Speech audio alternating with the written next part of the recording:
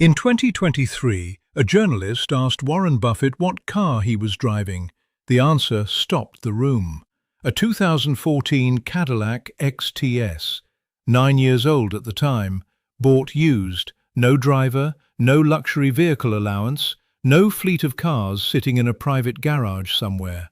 A man worth $139 billion, driving a 9-year-old used Cadillac that he bought himself from a dealership in Omaha, Nebraska. And the journalist followed up with the obvious question, why? Why would someone with that kind of wealth drive that kind of car? And Warren Buffett smiled and said something that I've been thinking about ever since. He said that a new car loses so much value the moment you drive it off the lot that buying one new is one of the worst financial decisions a person can make. And then he said something that most people completely missed. He said that the real cost of a car is never the price on the window sticker. The real cost is what that money would have become if you had invested it instead. That second sentence is the entire video. In the next 17 minutes, I'm going to show you the real math behind your car. Not the number your dealer showed you, not the monthly payment you were quoted, the actual total lifetime cost of your vehicle decisions, and what those same dollars would have become if Warren Buffett had been making them for you instead. The number at the end of this calculation is going to be uncomfortable. I want to warn you of that up front. But the people who sit with that discomfort and let it change their behavior are the ones who end up financially free. The people who click away are the ones who stay exactly where they are. Subscribe if you want the kind of financial thinking that most channels are too afraid to give you. Every week I break down the real mechanics of wealth using the same principles Warren Buffett has applied for 60 years, in plain English, with real numbers and zero sugarcoating. Let me start with a question that I want you to actually answer honestly. How much does your car cost you every month? Most people answer that question with their monthly payment, $350, $450, maybe $550 if they stretched for something nicer. That is not how much your car costs you every month. That is how much your car loan costs you every month. Those are not the same number. Your actual monthly car cost is your loan payment plus your insurance payment plus your average monthly fuel cost plus your average monthly maintenance cost plus your registration and licensing fees divided by 12 plus the monthly depreciation of the vehicle's value. When you add all of those together for the average American vehicle in 2026, the number is $1,165 per month. $1,165 every month for one car. That is $13,980 per year to get from one place to another. Most people have never calculated this number. They negotiate the monthly payment at the dealership and walk away feeling like they got a good deal, but they negotiated one component of a 6-component cost and ignored the other 5. This is exactly the kind of thinking Warren Buffett describes when he talks about price versus value. He says that price is what you pay and value is what you get.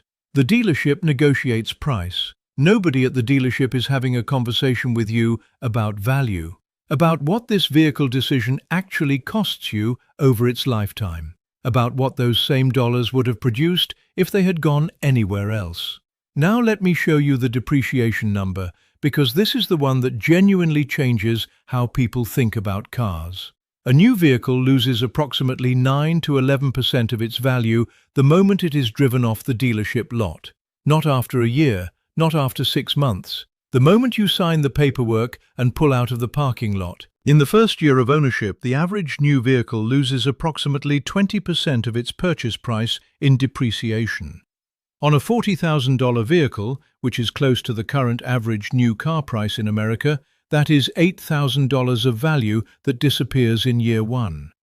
Not from an accident, not from damage, simply from time passing and the vehicle being classified as used instead of new. By year 5, the average new vehicle has lost approximately 60% of its original value.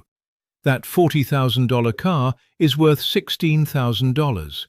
$24,000 has evaporated. Warren Buffett has a concept he applies to every investment he evaluates. He calls it the circle of competence, understanding what you know and what you do not know. And one of the things he has said clearly and consistently is that he does not understand why intelligent people consistently choose to buy assets that are guaranteed to lose value, when the alternative is buying assets that are designed to gain value. A car is a depreciating asset by definition. An index fund is an appreciating asset by historical evidence.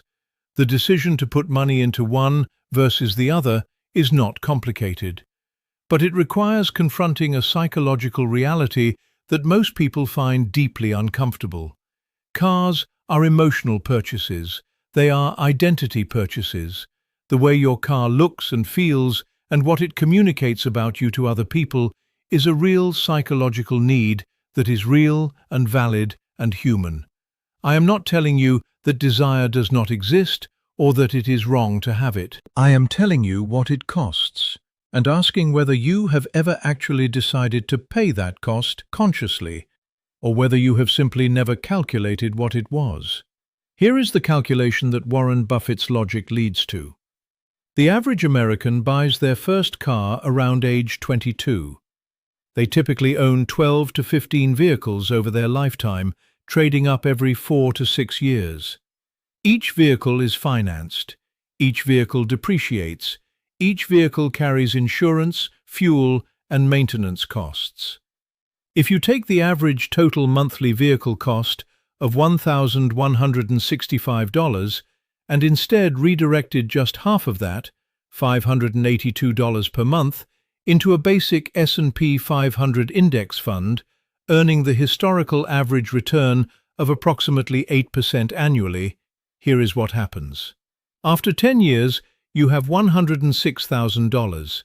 After 20 years, you have $343,000. After 30 years, you have $860,000. From $582 per month. That is half your car cost. The other half you kept for actual transportation. $860,000 from one decision, made once, about whether to drive a slightly more modest vehicle and redirect the difference. That is the number Warren Buffett is thinking about when he drives a used Cadillac. He is not thinking about the car. He is thinking about the $860,000 that the car decision represents over a lifetime. And he has decided that no vehicle on earth is worth that trade. Now, I want to address something directly because I know what a portion of people watching this are thinking right now. You are thinking that your situation is different. Your car is a necessity for work. You have a long commute. You need reliability. You have children, and you need space and safety features. These are all real considerations, and I am not dismissing any of them. But here is what I want to challenge you on. The question is not whether you need a car. Almost every American needs a car. The question is whether you need the specific car you currently have or are currently planning to buy. The average new car purchase in America is a vehicle that costs $40,000. The average 2 to 3-year-old used vehicle of the same make and model, with the majority of its mechanical life still remaining, costs between $24,000 and $28,000. Same car, same reliability, same safety features.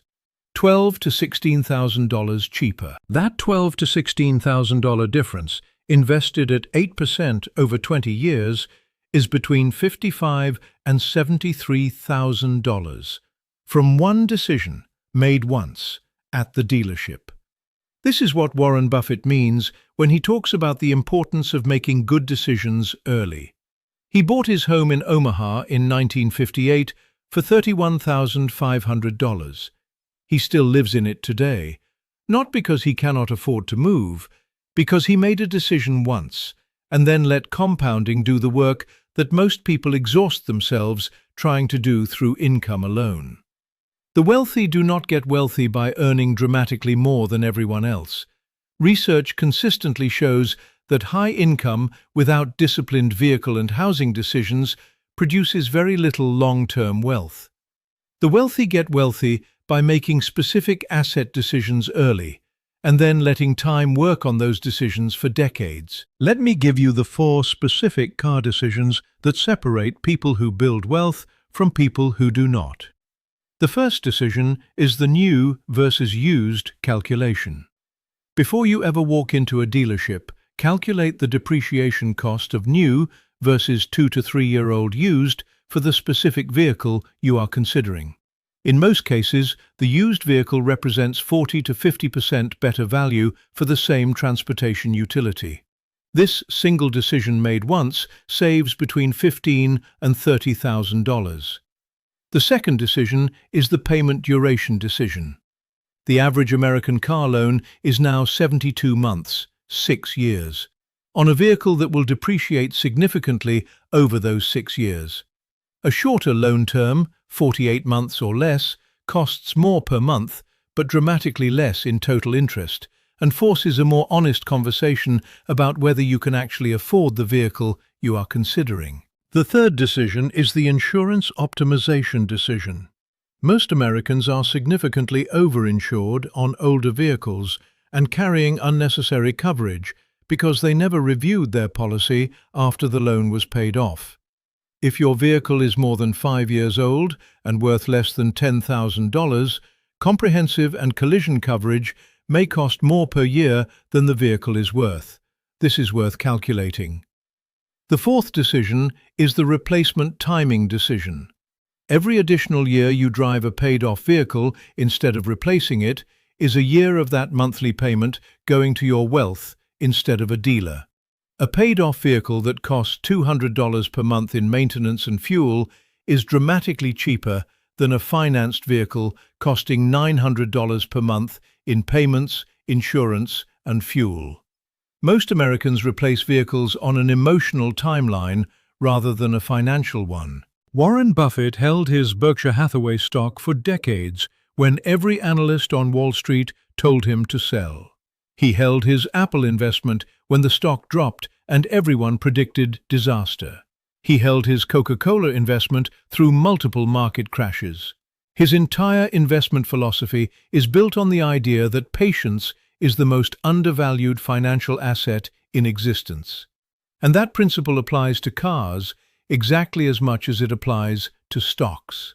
The best time to keep your car is almost always longer than you think it is. The best time to buy a car is almost always later than you feel it is. The best car to buy is almost always slightly less than you can afford, rather than slightly more. None of this is sacrifice. All of it is math.